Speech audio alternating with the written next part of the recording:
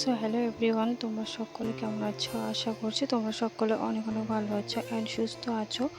তো আজ হচ্ছে সকালবেলায় আর কি উঠে স্নানটা আমি করে নিয়েছি, কারণ হচ্ছে মাথা ব্যথা করছিলো প্রচণ্ড সেই ক্ষেত্রে।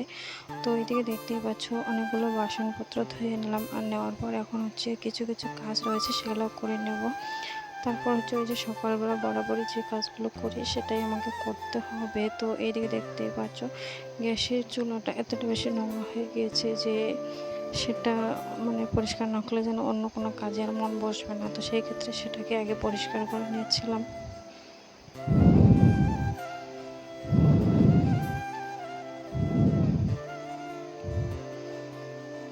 তো বরাবরই বলতে গেলে আমি যেরকম করে সংসারের কাজগুলো করি সেরকমভাবে করছিলাম। আর হচ্ছে একটা মেয়ের কিন্তু এইসব করতে করতে একটা অভ্যাসে পরিণত হয়ে যায়।